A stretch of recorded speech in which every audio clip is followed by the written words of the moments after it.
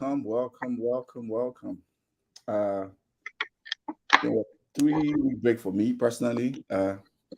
We're back in Footy Fantasy Pod. If you're joining, before I dive in and introduce our guests, our esteemed guest, one who's smiling so much. I don't know why she's smiling, but before we introduce her, oh my goodness, here we go.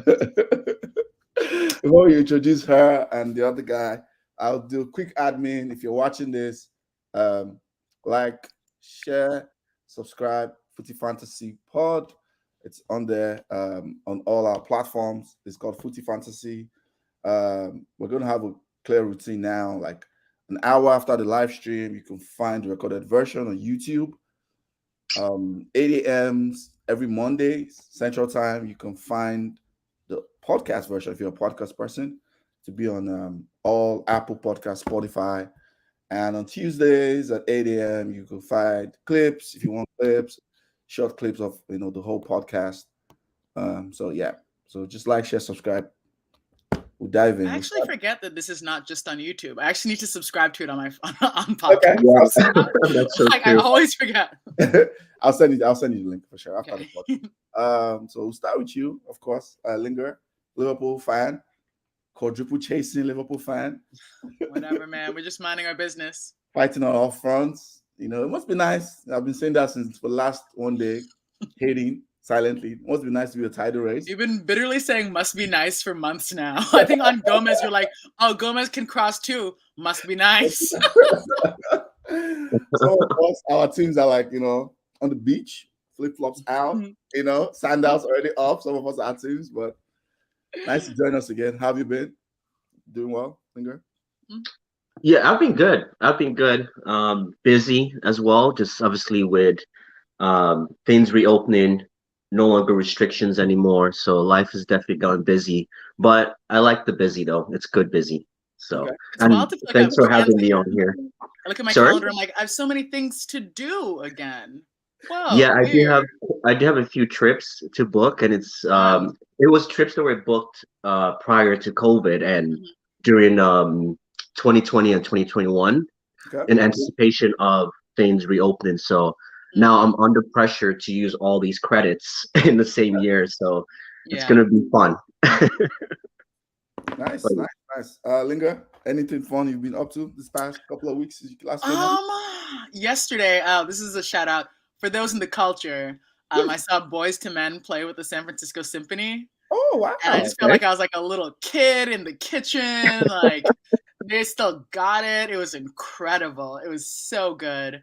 I'm doing a little bit of traveling coming up soon as well. I'm trying to figure out, if anyone wins anything interesting, if I'll be able to make it over to England for any kind of thing that could happen to celebrate should someone win anything. Okay. Who knows if anyone won anything? Okay. So if Man City wins the treble, you're going to go to Manchester. I mean, I want to go so I can see their 10 fans and heckle them. Liverpool fans and their superstition. My goodness. Be the 11th fan. Oh my goodness. Okay. So, of course, today we have a couple of things to talk about. We're going to talk about the World Cup, right? The draws were on Friday. They were good draws. I was sad, of course. Nigeria lost out. It's tough for some of us, right? Some of us that support Manchester United, Nigeria national team, San Antonio Sports basketball team, Green Bay Packers football team. It's just sorrow. But it's okay. I'm praying for you every day. I'm praying for you. You're depositing those L's all the time, eh? Just gotta brush the dirt off, stand up, like prayer. So we'll start with the World Cup. So I guess question, like first of all, like who's gonna go like group of death? What do you think is the group of death? We can start with Linga. What do you think? I need a second to pull up all of the different groups. I think everyone keeps saying it's like the UK, US, and like Iran and someone, and I'm confused as to why people are saying that. I thought there were 2 groups of challenge, but no groups of death. So let me pull it up. Okay. Someone else go as I'm looking into it. Okay. Josh, do you? Okay. I'll say Group H. That's the one that stands out for me because those are teams that there isn't You've got Portugal who struggled to qualify for the World Cup. Mm-hmm. They could be hot, they could be cold. Obviously, they've got talented players. It's just a matter of if they can get that cohesion right in the tournament. And also, there's going to be a lot of pressure on them because it's Ronaldo's.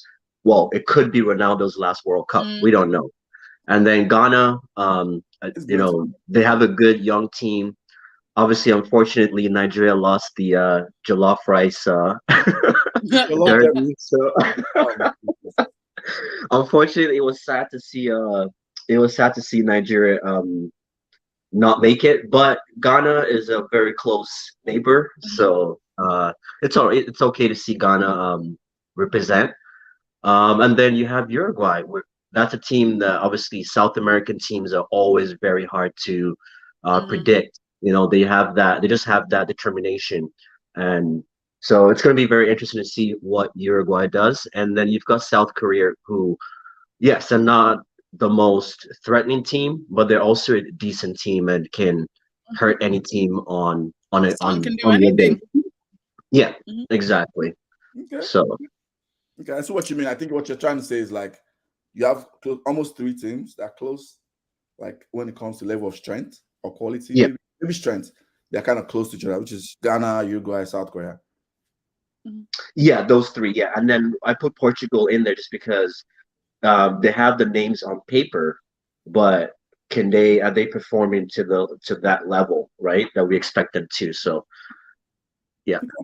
Fair enough. And I wonder to what extent it's about moving past. I don't think they're built around Ronaldo in the same way, but to what extent is it actually about embracing the really exciting talent that they do have on that Portuguese team in Jota or even Fernandes or someone like some of these players could really have a chance to shine, but if everything is pinned on Ronaldo, who's obviously, of course, still an incredible player, but I feel a little iffier about them if it's all about Ronaldo.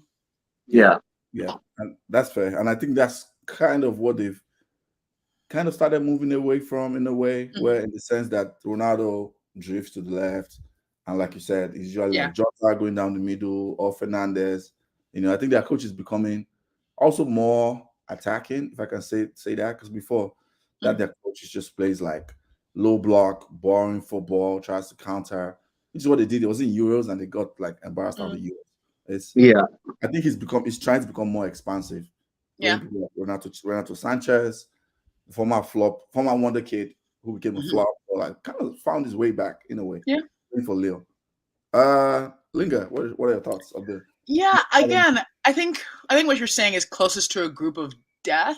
Yeah. I still feel like I don't see one where I'm like, whoa, brutal. I just see juicy matchups. Like I'm interested in Spain and Germany being in the same group. I'm interested in like France, Denmark, Tunisia, but again, they're not like huge teams to me. Like Argentina, Poland, I'm very interested and excited about. Even like I think Senegal, Netherlands will be good if Senegal gets their act together. More on that later.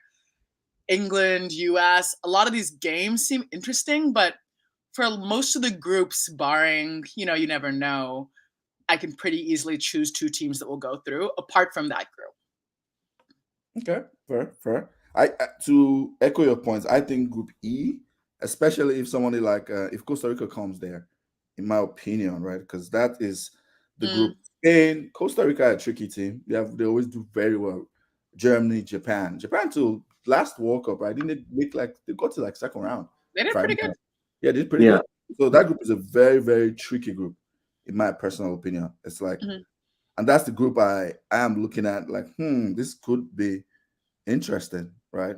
The other interesting group is Group B for different reasons, right? I think just for weird reasons. England, United States, Iran, all in the same group, They all have a lot of grudges against each other. Right, exactly. They love on grudges against each other in a way that they have, and people are looking forward to that. All the political grudges they'll have. Yeah. I also think that United States fans I'm now better with them. I used to really hate the US team and hate all the fans because they never watched any other football. Where they talk so much trash around the World Cup. And now I know so many US fans who support, in the Prem or La Liga or whatever, so they know what they're talking about. I still think they're a little delusional, and I'm not excited about ESPN talking about Christian Pulisic every single second of the day with 1,000 posts. They're a good team. They're a good young team. They have some really good young players. But I still feel like they're a little too wet behind the ears. Like, beating Mexico isn't the same thing as being in the World Cup and facing England. Correct. Yeah. Yeah. I agree. I actually probably don't see them coming through that group, especially if Wales comes out of the. That's what I was going to say. Yeah, Wales is that's a. If Wales is in that group, or even Scotland, Scotland can be a little spicy. That's true. That's true. They still have the hearts, the passion merchants. They've got the Robbo madness. They've got a few good people, McGinn. They've got a few. They've got a few players. Passion merchants, like that's passion merchants. Yeah, a lot of passion merchants there. Let's talk about the African teams. I'll now start with you, Linga. Which African team do you? Senegal. Hope it's not just a Senegal, because I know you're like pro Senegal. I'm Senegambian. Yeah, I know. No matter what Steve Amara says.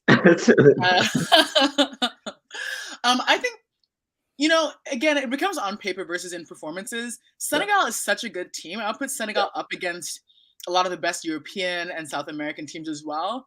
I just see them play and I'm not convinced. I can't tell if it's like still a little bit of apprehension or something. Like, even in AFCON, of course they won it and they had some moments, but I don't think I've seen that many beginning to end super convincing, like dominating games from Senegal, despite them having literally every player in every position to make that happen, pretty much. So I believe in Senegal a lot. I think that they'll do the best of the African teams. And I don't know. I feel like I always need to see them play to see how it's going to go, as opposed to like looking at the roster and knowing how the game's going to look. Okay. I'll echo your and thoughts. Also the actual Jollof people. So the Jollof Cup maybe comes to Senegal. Oh, yeah. I forget I said the Jollof thing too. We're the Jollof people. Man, don't get me started on people. Everyone's doing that, eh? You guys created it, I guess, but we like modified it and made it like, whatever you say. Extra spicy. Have you had Nigerian party Jollof? Have you had it before, Linga? I've had it. It's really good. There's actually a Jollof festival in Oakland every year. Oh, yeah, wow. It's super fun. Like, everyone's food is super delicious. I still think Senegal and Gambia make it best, but I like the changes. I like the differences. Different tastes. Oh, okay. I didn't know there was that. Oh, that's why Bola is so into the Jollof. Exactly. That makes a lot of sense. Yeah, echoing your words with Senegal, I think with Qatar, Ecuador, Netherlands, I think Senegal should get out of that group. No. And I say this because I know you talked about AFCON and they were like the games. One thing I've learned over the years is never to judge African teams' performances in AFCON and transpose that to because AFCON is such a unique tournament. Everybody's quick. So the stereotype, I hate using it, the pace of stereotype is gone. No, you don't have any advantage of that. It's gone. So everybody has pace and power. Most people are twice as strong as you are, right? So it's very quick, it's very physical. There's no space. So that advantage that you might have as an African player who plays abroad, most of the Senegalese team, is gone. So it's more about organization. AFCON is organization. So that Senegal team is very good. If they don't have key injuries, when you transfer this to the World Cup, and their group is not that difficult. No. And I remember from 2002, right? When Senegal went out all the way to quarterfinal in the World Cup, when they beat France. The AFCON before then, they sucked. I think they came out. Yeah. I've come to learn that it doesn't matter. Yeah, AFCON to World Cup, back in the days, Egypt were winning AFCON in their sleep. Yeah. But they never qualified for the World Cup. Yeah, they'll be knocked out group stages. That's how bad they were. So, and even this year, my friend said it. My friend is so savage. The other day, she was like, I was talking about how Senegal's playing the Netherlands and how it's actually more emotionally challenging for me because I like Virgil much more than I like Mo. And she's like, it's so great that Mo will be able to sit and support his teammates as they play at the World Cup. And I was like, oh, wow. I know. that must be a weird experience in the locker room, right? Coming back home and Mane's the one getting all the praise for winning the AFCON, and then second time coming back and Mane is getting all the praise for qualifying for the World Cup against Egypt again. Mo Salah must be hurt. He's consistently asked the club not to make a big deal of it, which I think he should do. hello, grow up. Like Mo gets all the praise generally, so give Mane his moment. But I think the vibe must be weird. Yeah. It definitely must be weird. But I don't know the dynamics. You probably know better than me, being a Liverpool fan. You know what dynamics, especially if this rumors, or is it true? I was seeing rumors on Twitter that he has gotten his contract. We'll see. It's all like Daily Fail and places like that. So I need to see someone legit post it. Okay. Because I'll go back to what I'm trying to say is if he gets that huge bumper contract, how does Mane feel about that? I mean, if he gets a huge bumper contract, because it's we're getting into the Liverpool hypotheses here, but people don't think that we're going to keep all three of them this summer. Who's the third person? If Mo gets the contract, then who's going to leave? We'll see. Who's the third person? Where's the all three of them? Who's the Bobby, Firmino. Well, I think it's Bobby's gone. I think he's more likely the one to leave. Yeah, I think Bobby's gone. You can. I worry so much that it's Mane because we'd get more for him. You know what? That's actually true. That's actually the Moneyball. That's the whole principle behind the Moneyball hypothesis that the FSG people have. So that's actually a good point. That's probably what might happen. But I could definitely see Firmino going to Barcelona. I don't know why. I just feel like Barcelona, they're in desperate need to get players like that. So I could definitely, that's why I feel he's the one to leave, just because, and it's not because of the money, because I don't think Liverpool right now, they're more focused on getting money from players. I think they're more trying to offload, just, like a player like Firmino, he's at that age, I think he's 31 now, where, now they've got Jota and David Luiz, right? That can kind of Diaz. We don't have David Luiz. Oh my God, Luis Diaz. Luis Diaz. Sorry, Luis Diaz. David Luiz. Don't ever say that again. Geez, I knew there was something off. I knew there was something off. Whoa! No. Yeah, Luis Diaz. Luis Diaz. Yeah. Not David Luiz. Luis Diaz. You never know, though. You might get him next summer. I will not. He might come on a free. You better go somewhere else on a free.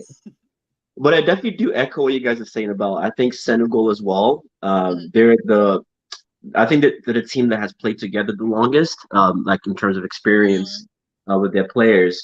And I was gonna say too, like you were saying about the AFCON.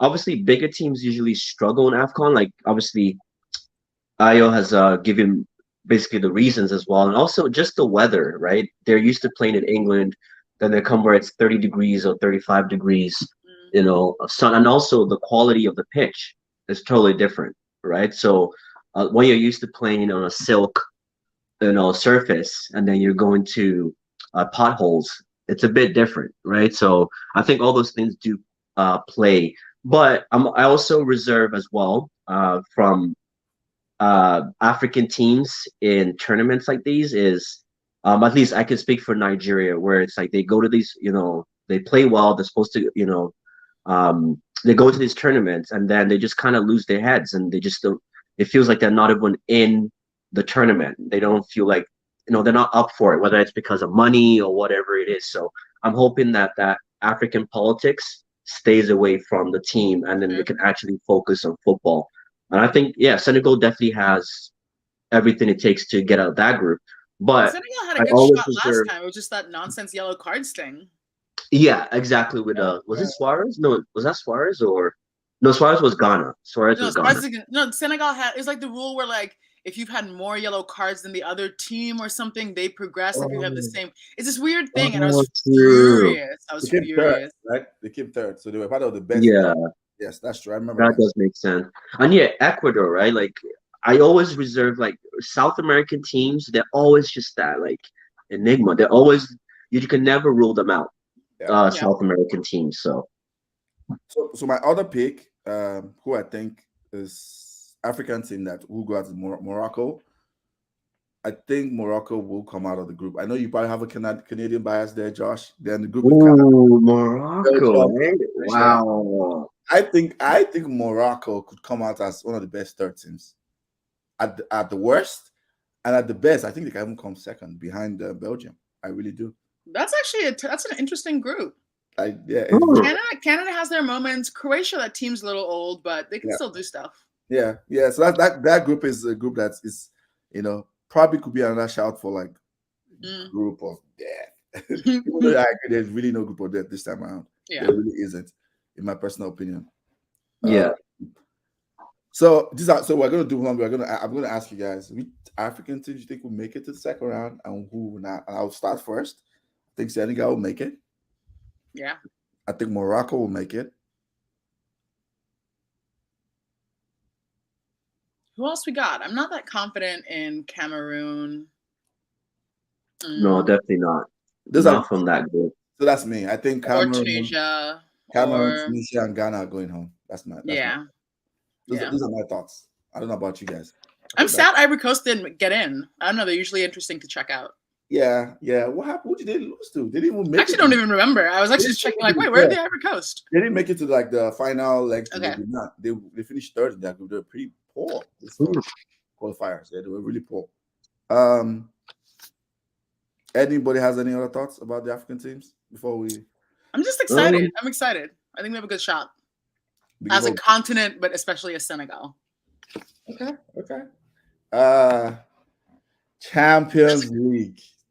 So before we do the bracket, because the bracket will take a while, right? I'm going to go like, and I have like I have paper proof.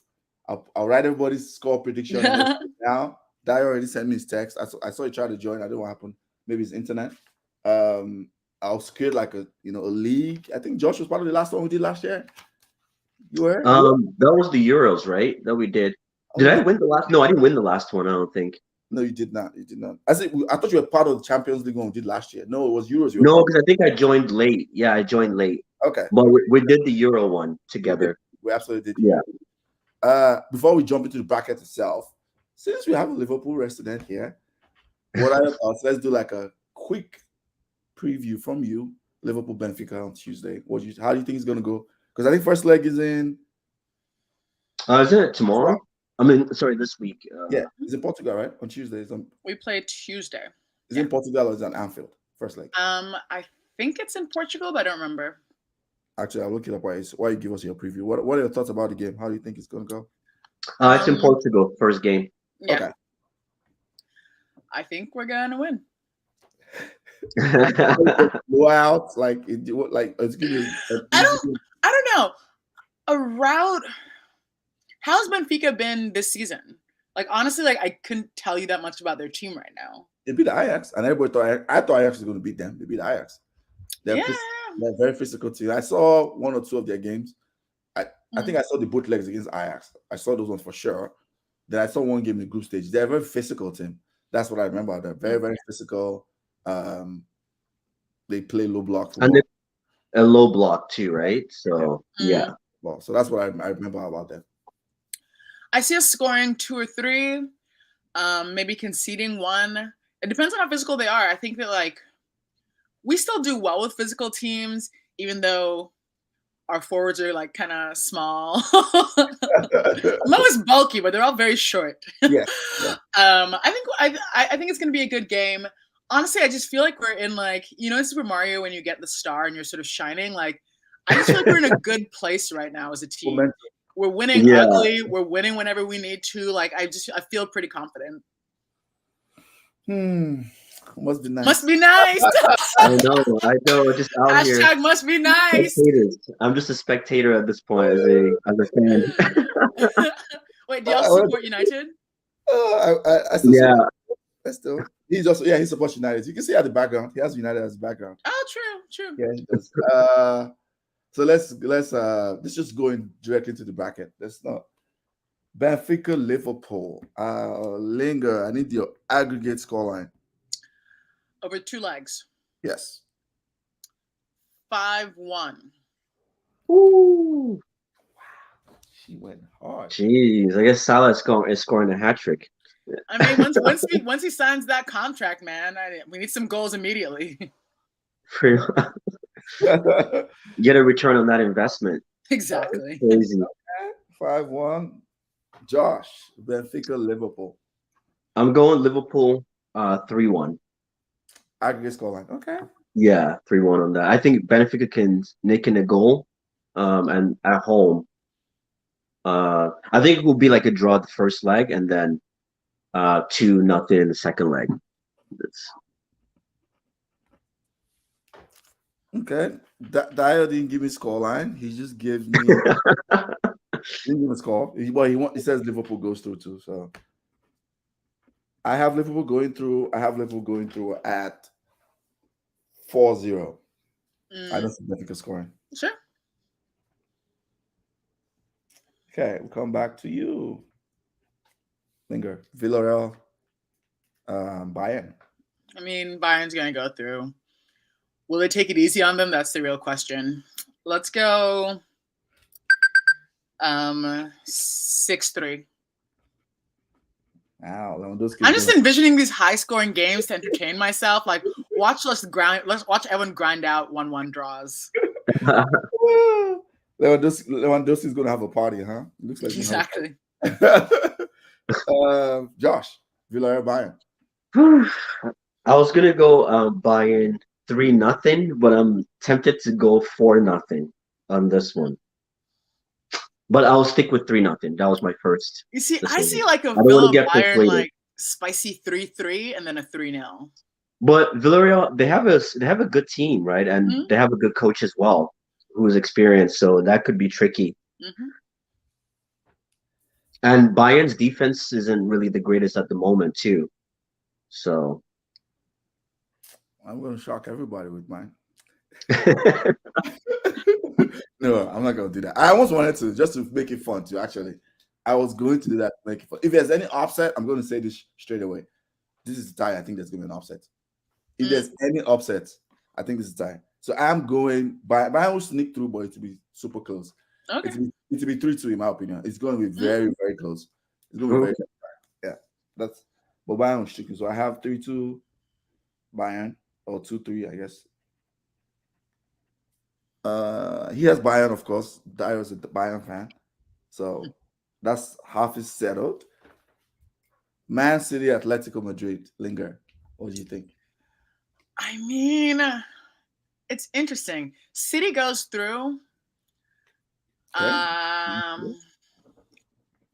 City goes through with like a 4-3 or like a 3-2. Like I think a goal will separate it.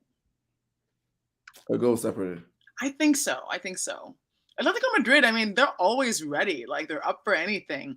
City's just they're just such a good team that they'll go through, but I think Atletico will give them a bigger challenge than most of us. Okay. Josh. I'm gonna go City 4-2. I think that's gonna be another one that is gonna be a tough game, because that's another low block. Well, we just lost to Atletico Madrid, so we know how difficult it is to. Well, you lose to everybody, so I don't know what that means. It's sad when you have no comeback. It's sad when you have no comeback. Oh man! I'll drink water for that. Exactly. Yep. But yeah, I think like we said, right? Pep likes to overthink things, so he might make it difficult for himself. But I do see them coming out with the results. So I'll say 4-2 on this one. Okay, 4-2. I have City going through, but I have the different opinion. I think City are going to batter them. Wow. Okay. And this is my thought process why. And I think that we can be doing this while we have the reasons behind our predictions. We can, if we want to. I think as bad as Manchester United are this season, we manage that second leg better. Sure. Just like Elanga's goal that hit Oblak's head, that goal goes in. Let's go that day. I honestly really think so. And that's how bad we've been. Let's go is not a good team. They are not a good team this season, in my opinion. Sure. City are going to batter the hell out of them. I'm so confident of that tie that that tie will probably end like 5-0 or 5-1. Wow. Okay. It's so easy. The way City play and dominate possession and just death by, I always say 1,000 cuts. Yeah. It's a death by 1,000 cuts. They manage every component of their game to the fine tooth. Right. I think they'll beat them easily. It'll be an easy victory. Easy. I think they're such fighters, though. That's my thing. I don't disagree with what you're saying. I can see both sides. I just think they're a bunch of they're madmen. I think Atletico will they'll leave it on the field. They'll do whatever it takes. That's why I think it'll be close. But I agree that City to me is pretty much the most perfect team playing right now. So if they battered them, I wouldn't be that surprised. But I think Atletico's spirit to me like keeps them in the game. That's true. But when this is why I have about spirit, right? I think Atletico's spirit always worked those years when they were great because they were actually a quality organized team. They were really in what they do, like low block. Sure. The last year, 2 years, even though they won the league in Europe, like just because of the kind of players the ball, like João Felix, Simone has tried to change his approach of philosophy to be this attacking, like type football, and it's not working. And he's not trying to revert back to like, okay, let me go back low block. So they are caught in between both phases where the players don't like know, should we go expansive? Should we go? That's where they're coming right now. Yeah. And they're not calling up, apart from mentality, they're calling that space because they bought players to fit the other attacking, like João Felix just wants to like go for the attack. Griezmann, same thing. This guy, Thomas Lemar, they have all these players that are like expressive and they're not caught in between that. And people like Kondobia who just want to sit and defend, and Saul Niguez, like, so that's kind of, I think that's what they're calling it. Koke, not Saul. Saul is in Chelsea now. I meant Koke. They're caught in between both philosophies. And I think because of that, like they're going to probably overestimate how good they think they were, and City are going to batter them. Because City's game is midfield. Atletico's midfield wasn't that great. Josh, watch that game. I mean, it wasn't that great. Let's be honest. Yeah, no, it is true. And we were very. It wasn't that great. Like City would just like boss them in the midfield and batter them. That's what I think is going to happen. Yeah. I feel like I don't think they're gonna. I see what you're saying. I think watching them against United, there were also times that they could have scored, and the tie would have been done as well. But they kept making. They were very unsure with their play, like going forward. They were obviously defensively they were solid, but attacking wise, they were very unsure.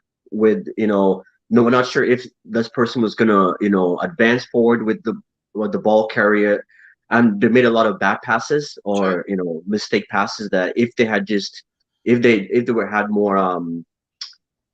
were more decisive in their attack, I think they could have easily beaten us a lot more than they did.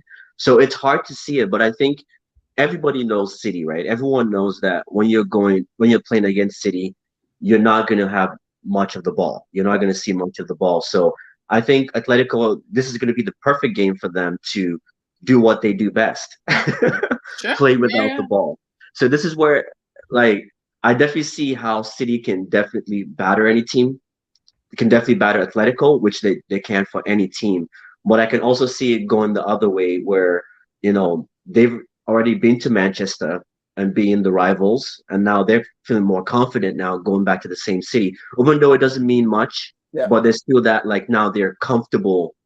Well, it feels like they're going away, but it feels like a familiar away that they're going to. So I don't know. It's going to be a tough one, but that's going to be an interesting game to watch too. It could for really sure. easily be either. Like that's the thing. That's what makes it to me like one of the juicier, more unpredictable matchups. Like it could be a total mauling home and away, or it could be this weird, edgy like City keep possession, but I let to go.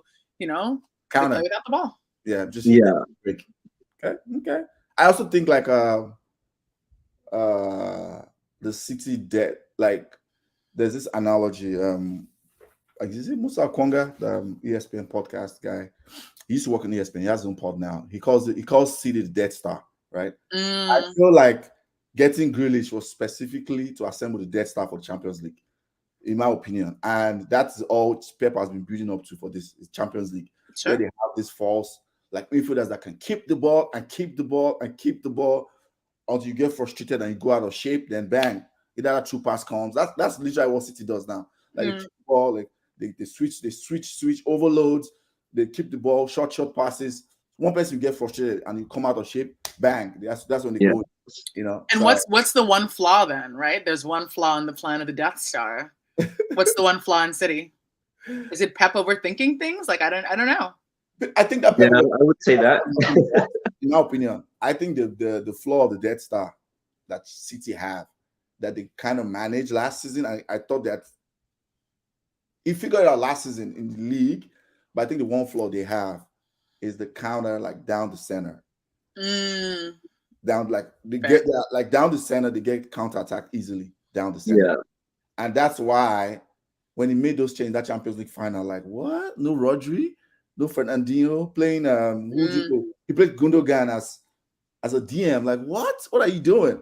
And that was the mistake I think he made there. I think that's their major flaw. And I think they really need this guy to come back, Ruben Diaz. Oh, that injury that hit Diaz a big blow. If Diaz doesn't make it back before their semifinal, that's a problem. Yeah. You're right. In my opinion, that against Chelsea, because that's where I guess I let the cat out of the bag already. Chelsea, Real Madrid. Let's go. Linger. Oh, this is the tough one for me. Yeah. I'm gonna go with Real Madrid, but I'm not sure I believe it. You know what I mean? Okay. What's your scoreline? I'm gonna go with a 4-3, and I'm just gonna asterisk. It could be on either end, but I'm gonna go with Madrid. 4-3. Okay. I just dream of high-scoring games. I can see that. That's my dream. When we get to the next round, I think everything's gonna be like an edgy 1-0. It looks like the international break didn't do you well, eh? I know. Exactly. You're just so eager for football. I'm back. I'm like, give me some goals. Let's see. We have to talk City Liverpool at the end of this. Okay, Josh. Yeah, for me, this is another close one, but I just feel Real Madrid, they're on good form right now. They've basically won La Liga. Obviously, they still need to win their games in La Liga, but they have the upper hand in La Liga, so they can definitely invest more in the Champions League now. And obviously Benzema, as long as he comes back from his injury, he's been on form. He's been their catalyst. So I can definitely see him scoring. Modric as well has been really good this season. The other thing with Chelsea right now, I was leaning towards Chelsea at first, but because of everything that's going on with them from a political standpoint, ownership change, the fans protesting, there's just so much going on with Chelsea right now that as much as they're trying to say that it's not a distraction, it is a distraction. It's like if you're an employee for a company and there was so much media attention on your company for various reasons, it's going to impact your work. So that's why I'm gonna go with Real Madrid 1-0. Oh, we're It's gonna be a very low, because also too, like, Chelsea has been struggling to score goals. Real Madrid without Benzema, I don't see where the goals are gonna come from. So I feel like he's got to have a good game for them to score. So okay, wow, 1-0. Okay. So Real Madrid. So the semi-final part is complete because Dyer also has Oh, what am I saying? What about you? So Dyer has Chelsea going through. I have Chelsea going through, and I think it's going to be very, very, very, very tight. Like I echo Josh. I think it's going to be very tight. KG, what's his name? I know I always have this joke I run. I think I put it on the forum yesterday. Like I think Tuchel plays what they call. I saw the joke actually online. Plays Satan football. His football. He's going to call it his back five, like 3 DMs. It's very boring Satan football. I just like back. It's boring. Like you watch it, you want to go to sleep. That's just literally how Tuchel plays on that chest. That's successful. When he tries to open up, that's when they always go. They always run into trouble. When he tries to let me play back for them, be expansive against a decent team. So I know he's going to go back to his back five. Kante, Kovacic. I think it's going to be 2-1 Chelsea. I think Chelsea will nick it. Just because of the over-reliance on Benzema, on Big Benz. I think their reliance is too much at this point. And I think Chelsea have a better midfield, right? That's just kind of, when I look at very tough games, I always think who has the better midfield? Kante and Kovacic, Chelsea pretty much have in football term, they have like running backs. I like to call it, they're like running backs. Those guys will run all over you. Like they'll press you, win the ball, carry it forward, track back. Like hard to play against that midfield. Like two guys that just run with the ball. So, and I think Madrid Chelsea is a team that the teams that successfully kind of beat them or dominate them, if you don't have a better midfield, you have to take them to the wings. Right? Madrid is not really they don't have that anymore. They don't really use wingers. They have like what's his name? What's that? Vinicius. Vinicius, who's not really a winger. He plays like, right. He cuts inside. So I think just because of the strengths and the matchups, I think Chelsea 2-1. I think Chelsea will scale to 2-1. So then, if we do the next bracket, whose choice are we going with in the next round, or do you use both options? Whose choice? What do you mean? Whose choice? So when we go to like City playing, are we going to go with City playing Chelsea or City playing Real Madrid? Oh no! So we're going to go with everybody has their own bracket. So okay, sure. Everybody's going to have their own bracket. That's how we're doing it. So that's why I'm actually asking for aggregate scores.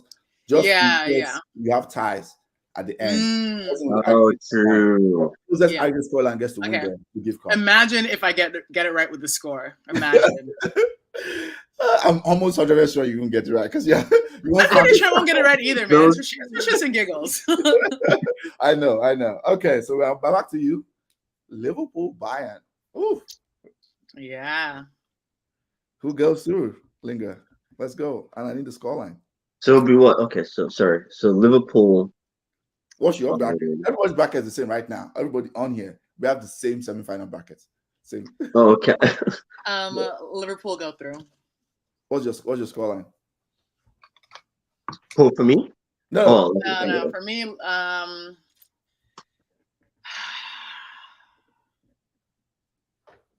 3-2. Okay, fair enough. 3-2. Josh?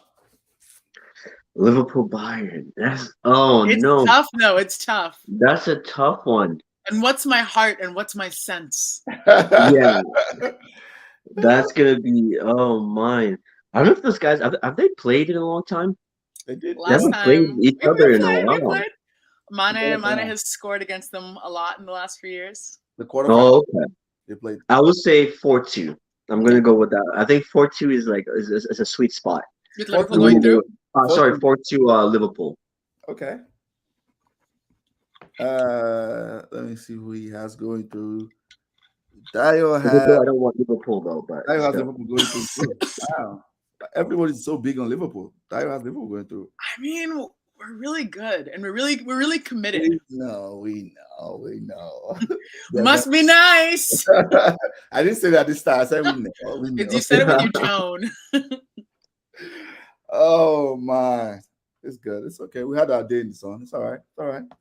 I have Liverpool going through. 3-1. I think it'll be close, but I think Bayern's defense is.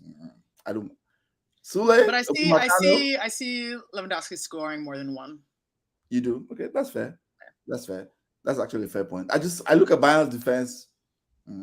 Sule, Upamecano, nah. They're not going to be able to deal with Liverpool's like just crosses and the press. Look at our defense. Yo, I don't understand you. I've got so much of this stuff around my house. I need to compile it all for one of these podcasts. I think Matip has been.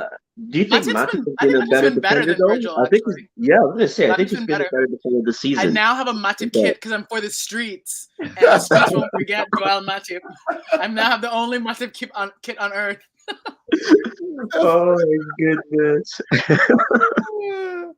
Oh my goodness, that's funny for the streets. Matip, yeah, I think he's good. Matip is very good. It was just been injury prone for a while, but since he's been fit. Konate has been great as well. Like Gomez made me really enthusiastic, but of course Trent and Robbo, who barely defend, are also amazing. Yeah. Okay, Man City, Chelsea, Linger. Let's go. If Man City played Chelsea, I think Man City's gonna win. Yeah, overall 4-2. Oh, sorry, Matt. I take that back. Okay, step back. Back to you. I think. You want me to do City Madrid? Yeah, the only person that has Madrid. Yes. Yeah. Josh has Madrid too. I do Madrid as well. Yeah. Man City, Madrid. Once again, I don't know. I have Madrid going through. Oh, you do? Ooh. I don't know. I just don't. I don't trust City when things get so close. Does that make sense? Okay. Like honestly, like on paper, City should win them 9 games, beat them 9 games out of 10, but I just don't. I don't know. I think Real Madrid have the nous and like the Champions League experience, and like I think I see Madrid going through, and I easily also see myself being wrong. Okay. Overall, did I say 3-2? No, you don't say the score. Yeah, about a 2-1 or 3-2. Choose one. I need the score line. 3-2. It goes through. Okay. Josh, Man City, Real Madrid. Another tough one, but this could be where the upset is. This could be where the upset is. I'll probably go. I want to say Man City, but I'm gonna go with Real Madrid. Just just to echo everything. Just there's something about Real Madrid once they get to the semis. I think it's gonna be a close one. I think what's his name? Pep, like we always say, is gonna overthink it with Real Madrid, and I don't know. I could just see Real Madrid as shocking the world and reaching the finals. So I'm gonna say.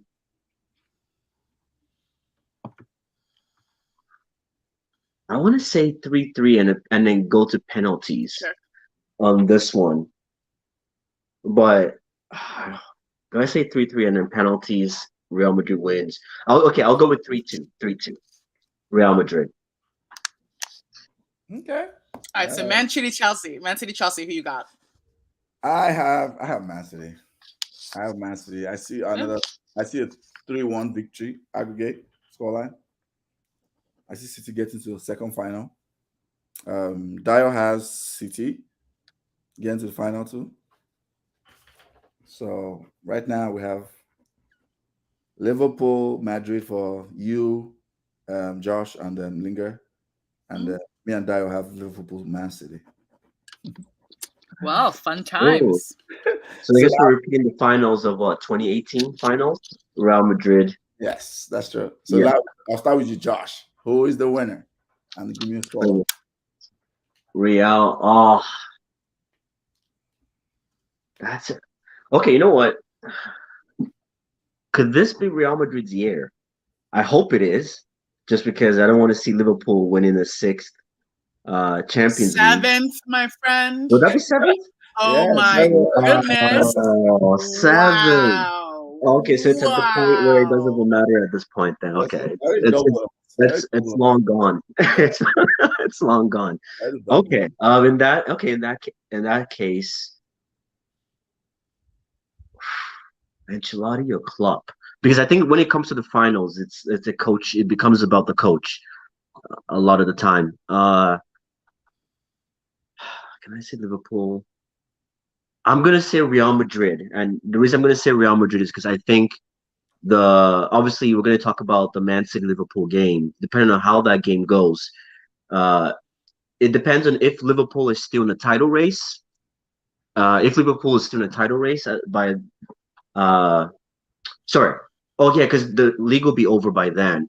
Okay, so if the title race gets to the last day, then I see Real Madrid winning it. But if it doesn't go to the last day and Liverpool is out of the title race, like a couple of games before the last day of the season, then I see Liverpool winning it. But in this case, I will say, can Real Madrid do the double on Liverpool? I want to say if they can do the double on Liverpool. That I can see that being a story.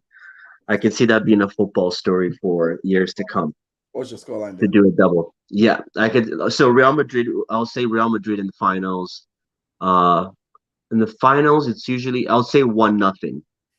Yeah, because usually finals they don't score too many goals. Okay. Because everyone's pretty conservative in finals. Okay. Linger. If all of these things come to pass, we win the Champions League. We beat Real Madrid. It's not the Real Madrid of Ronaldo and Bale. Mo's arms will be taped to his sides so he can't get his shoulders dislocated. Karius, concussed or not, cannot be there. It's Alisson Becker instead. In this rematch, I did a scoreline then. For your 2-1. dearest Liverpool. 2-1. Okay. Which is like my lowest scoreline I've given so far. So It's realistic, very realistic. Dio has Liverpool winning it all, actually, funny enough. And just like Dio, I think Liverpool, which I think Pep leaving City, or maybe he stays. But I think Liverpool beats Man City again, just because I think Man City are going to win the league. That's what I think. You see, I'm more if it was in the Champions League final, I would be more sure we would beat them in the Champions League final than I am that we're going to beat them on Sunday. Yeah. Yeah. There's something about the final where I'm like, I buy into us in a final. Fair enough. So yes, I think Liverpool are going to win. I've been beating these drums in the group stages that I think Liverpool are favorites for Champions League, even when they were not that great. I think they're favorites. So that's our bracket: Liverpool, Liverpool, Liverpool. Oh, well, Real Madrid. Only Real one. Madrid. Okay. I'll print up the I guess league. Now watch you guys jinx us and Benfica beat us like 5-0. That would be like the Euros all over again. That would be like the Euros. Just one game ruins the entire bracket. Like just I'll celebrate. I'll be so happy. I'll be so happy that happens. Because I'm tired of this. The treble will be intact. That's all I'm after. Because at this point, the treble is a big risk. Kudos and Donkey of the week. So I'll start with a past donkey that turns into my kudos. Okay. So the year that the men's team, Liverpool men's team, won the Premier League, our women's team was relegated, which is just like, it's just terrible, right? I think it just showed the lack of investment in the women's game. And today they won the championship, so they're going back up. So kudos to them. I think the club's trying to do more. I think the fans are trying to do more in supporting them. So kudos to them for winning. Super exciting. They'll be back in the women's league with all the other teams who actually like take care of their women's teams more. So I'm really excited about it. Okay, that's a good one. We kind of started last week. WSL Women's Super League segment, which started last week. So we're trying to have more like Women's Super League segments. Exactly. Women's soccer. So that's a good one. Josh. So like the donkey of the week? Oh geez. Do I even have any? Kudos. Then we'll come back to donkey, I guess. Oh, kudos of the week. Just because you were talking about women's football. Okay, actually, I do have. Okay, I'll say three, but really quick. Even though we're supposed to have one, but I think it's fair to have. Obviously, the Canadian national team. That was obviously since 1987. I mean, 85 or 86. Yeah. That's a long time, and it's really great to see the country come together because for a long time, no one cared about football. And we've started seeing that growth in the last 5-6 years, where there's been a lot of investment in the sport. You're seeing it among young kids. Now in your local communities, football is being talked about a lot more, being played. So it's nice to see that all that investment beginning to come to fruition. So obviously you got it. So a big shout out to the Canadian national team. I'll also say shout out to it was the Women's Champions League. I think it was Barcelona. Oh yeah, El Clasico, the Women's El Clasico. Was it like 98,000? Like 98,000. Fully packed. Incredible. Yeah, and that's a testament to once again FIFA and football. It's crazy how when I was growing up. If you were a female soccer player, a female football player, you had to go to the States to play professionally. But now it's now switched. UEFA has done a great job in investing in women's sports. Yeah, and you want to go to Arsenal, you want to go to Tottenham, you want to go to Barcelona, like exactly PSG, and I think that's what American sports need to learn from that as well. Because I know in the NBA, everyone wants to talk about we need equal rights, we need equal this, we need equal that. You've got to build. At the end of the day, if nobody's watching you play, there's not much, we can't manufacture money and merch from, so I would say, I'm not saying that, I just feel the American leagues in basketball, hockey, they need to learn from UEFA and try to invest from the grassroots. And it's going to take time. It's not going to be overnight. I remember the first Women's World Cup. I think it was the World Cup of 2012, I believe. That was like the first big World Cup that to make that statement for women's football. So, Mm. but yeah, so that was I'll say that's my second one, and also for Ericsson, he had a good game this weekend Yes. and then beat Chelsea. So it's nice to see he's back in good health, and he's actually Brentford is beginning to see his quality. So that's why I wanted to do the three. Very good one. I have like I think like double or like three. So one is Leipzig player Christopher Nkunku doing extremely well in Bundesliga. Cool. 16 goals, 11 assists. He's a player I really like. Second is for their coach. When he took over and they fired Jesse Marsh, who is now Leeds coach, they went to dumps. They were in relegation zone. They were in the dumps. I mean, they were close to relegation zone, maybe not relegation. They were like close to like 16, 15. They were doing really bad. Right now, they are fourth, then Champions League spots. They've done incredibly well since he took over in October, November. And they are now in Champions League spot. Dominic Tedesco has done an incredible job with Leipzig. It's very exciting. Yeah, they've gone all the way and they are fourth right now. Then the last Champions League qualifying spot. The last is to Cameroon, our big rivals. Don't like them too, just like but I'll give them credit. Someone said on our group chat, Cameroon is the Germany of African nations, in that they might not play well, but they have an incredible will to win, especially when it comes to AFCON. Sure. And like for them to score after conceding, any normal team that would break their will, like they consider that late goal to Algeria, but they scored in extra time to make it out. That was incredible. You know, I give them that will they always have. They get my kudos. I'll go to my donkey before I let you guys your donkey of the week. My donkey of the week. I've combined donkey of the week. Manchester United players. Just for the fact that, you know,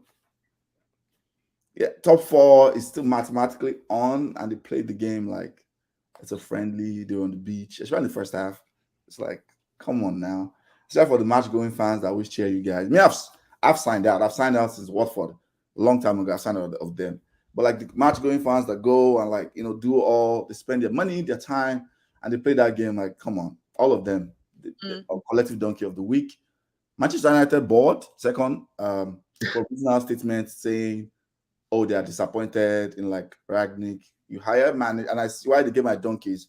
You hire a manager who's known specifically for building football clubs, structure-wise, but you hire him to go and do a temporary firefighting job.